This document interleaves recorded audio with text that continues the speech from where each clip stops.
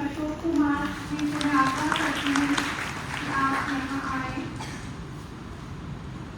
और हमारे कार्यक्रम के मुख्य वक्ता प्रोफेसर डॉक्टर अमित सिंह जी को अनुवर्तवर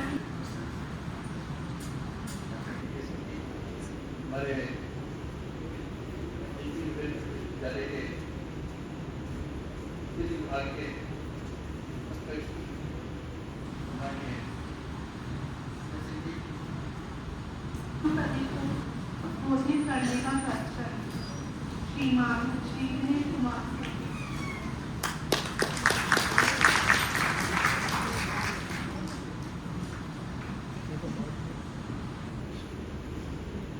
सर्वप्रथम स्वामी जी को सादर प्रणाम करता हूँ।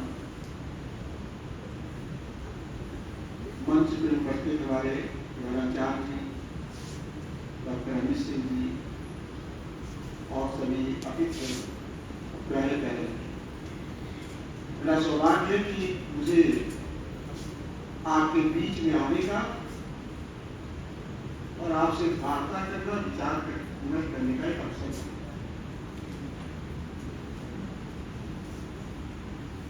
खुशी होती है इस कार्यक्रम में आकर के। मैं कई बार आ चुका हूँ, लेकिन स्कूल कॉलेज के कार्यक्रम में मैं पहली बार आया हूँ। स्वामी जी से मैं मिलता रहता हूँ। अभी स्वामी जी के बारे में बताया गया राम मंदिर आंदोलन, क्योंकि मैं भी उससे जुड़ा रहा हूँ। राम मंदिर आंदोलन से नहीं जुड़ा रहा हूँ, लेकिन प्रशासनिक व्यवस्थाओं में। स्वामी जी के बारे में एक घटना आप लोग नहीं जानते होंगे। आज से 35 साल पहले जब राम मंदिर आंदोलन बहुत तेजी पर था, इसकी 500 साल पुराना राम मंदिर बनाने का काम नहीं हो पा रहा था, तो 90 में आंदोलन बहुत तेज हुआ।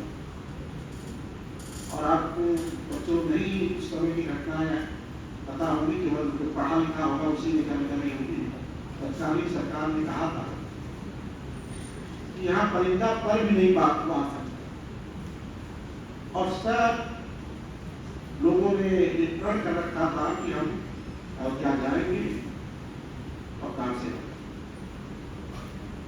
उस समय सब बड़े बड़े लोगों को गिरफ्तार किया गया, जिससे कोई अयोध्या ना पहुंचा। तो अभी आपने नाम लिया था स्वामी महंत अवैधनाथ जी का नाम।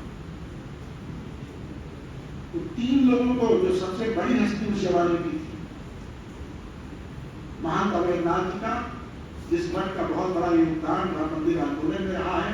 आप जो राम मंदिर आप देख रहे हैं, वहाँ बहुत बड़ा योगदान। उसके पहले महंत विजयनाथ जी, महंत अवैधनाथ जी।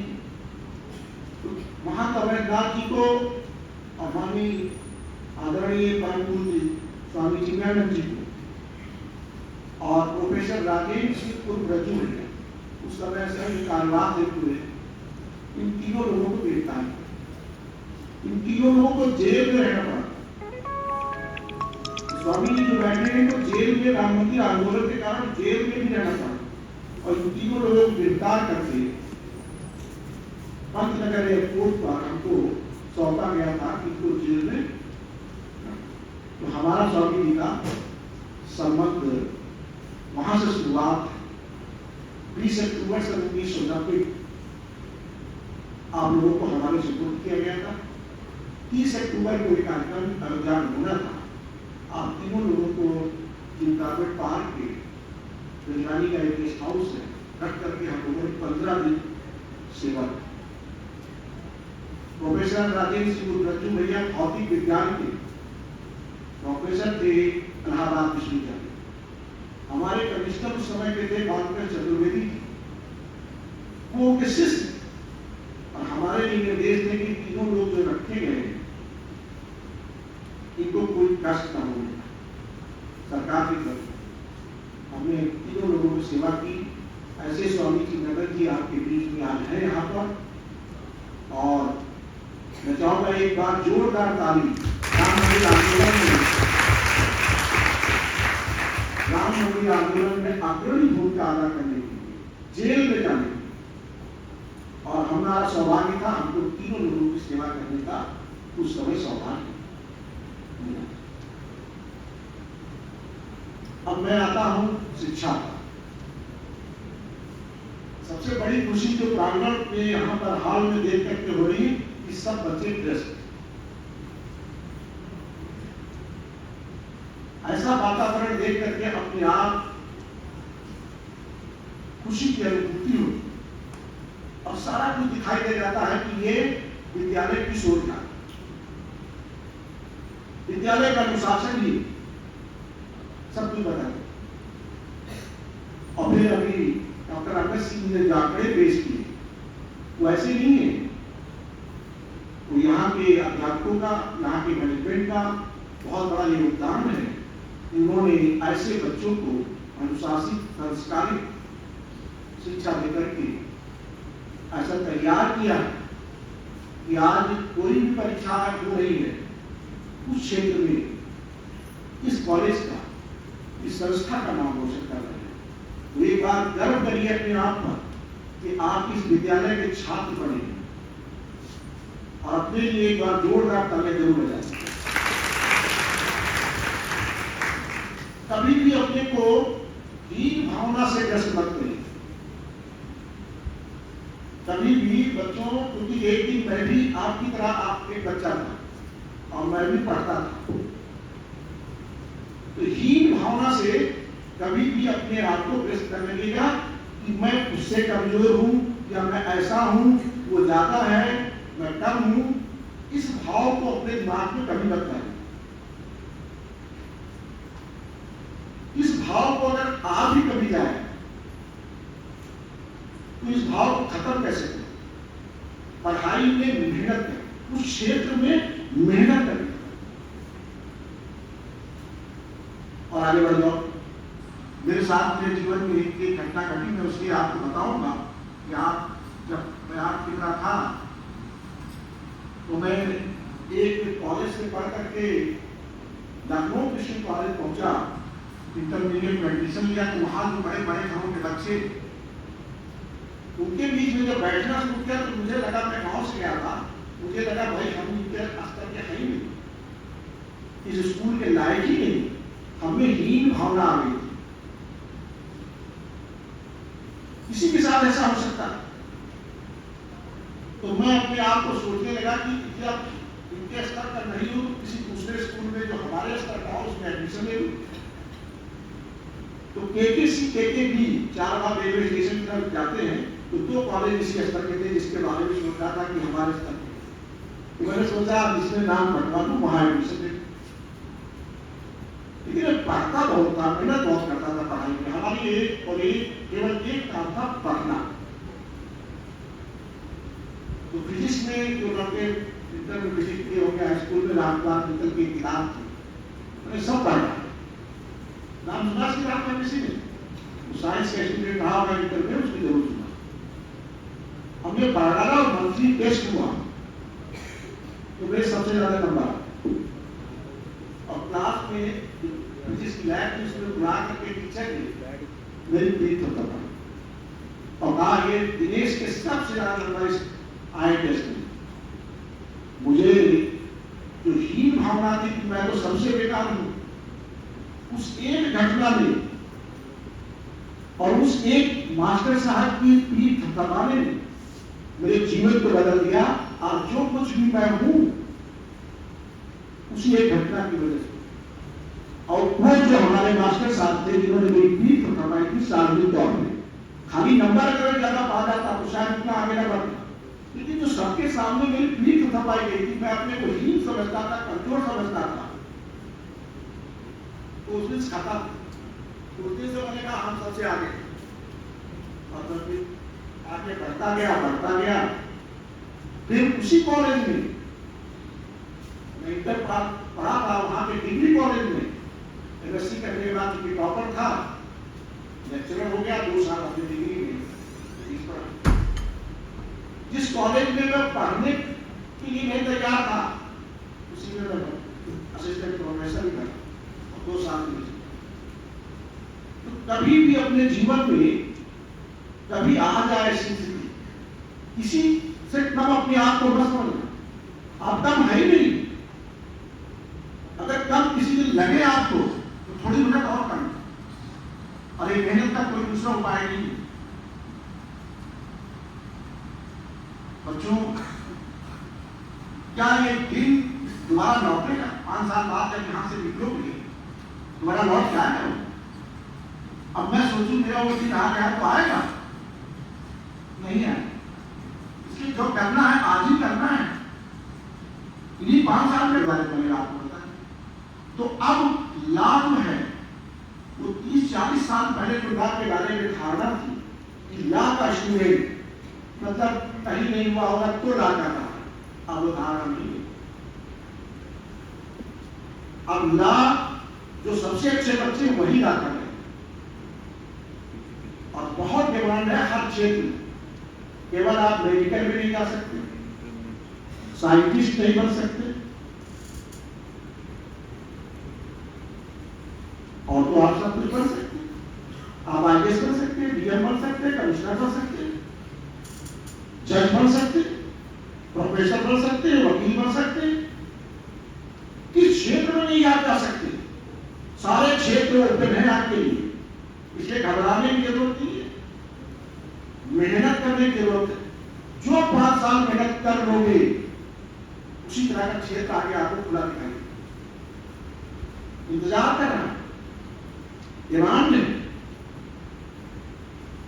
तो लॉ जो है इसके बारे में अब अपनी धारणा बना लीजिए कि हम इस समय जो सबसे ज्यादा डिमांडिंग प्रोफेशन है, जिसकी जरूरत है लोगों को, उस क्षेत्र में हम आ गए।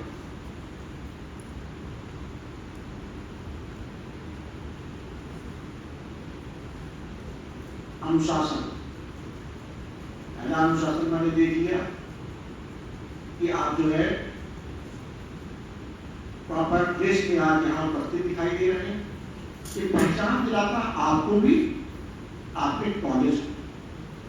जब आप सोसाइटी में जाते हैं और इस ड्रेस में खड़े होते हैं, अगर आपने अपने संस्थान का गौरव बढ़ाया, संस्थान के गौरव को बढ़ाने में 2 लोगों का बड़ा योगदान, तो बच्चों का। बच्चे अगर अनुशासित हैं तो बाहर भी चर्चा होती है कि हाँ उस कॉलेज में बच्चे बहुत अच्छे, अनुशासित आ गया, इसका मतलब पढ़ते भी अपने आप समाहित है। और अध्यापकों का कि वो अच्छी ढंग से पढ़ाई करा रहे हैं।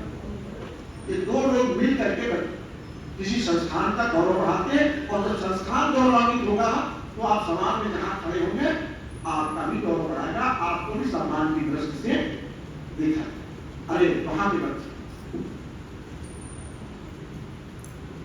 तो मैं इसको देखकर बहुत आनंदित महसूस कर रहा हूं। साथ ही साथ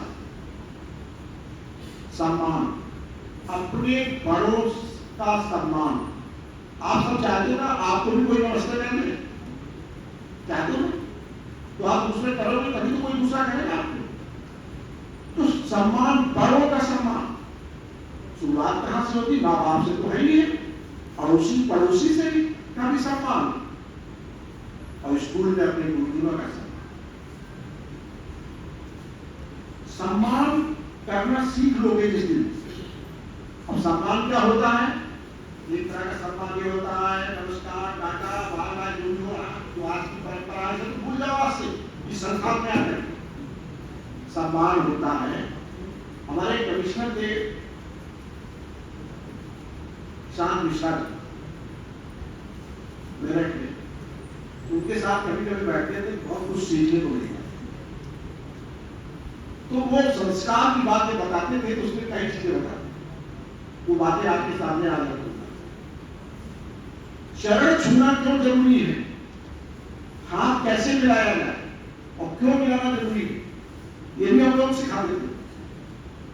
प्रशासनिक सेवा में रहते हैं, बड़े को सम्मान करने में कोई घट जाएगा, कोई चीज जाएगी नहीं जेब से आपकी, बताइए भाई कोई जाएगी? अगर अपने से बड़े को आपने चलते हुए नहीं जानते हो, उसको नमस्कार कर दिया या चरण छूना कह दिया, तो कुछ ना कुछ तो आशीर्वाद देगा नहीं ना, कुछ देगा आपसे? कुछ नहीं देगा।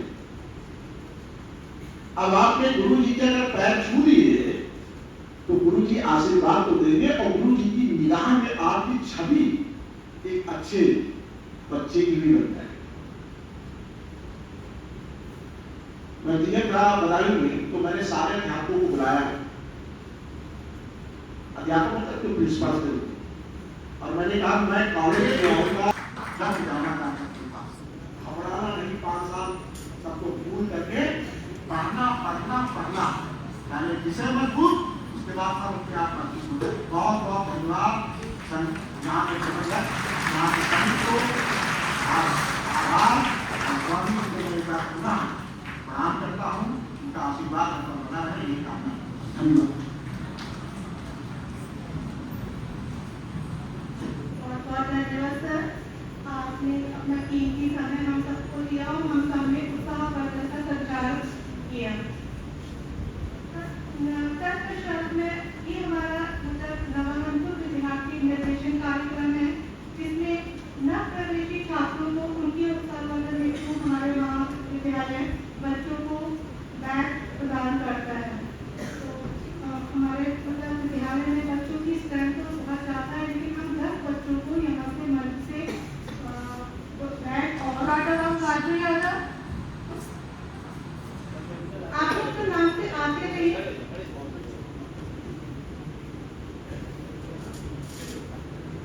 रीत मिश्रा, सागर यादव, ऋतिक शर्मा,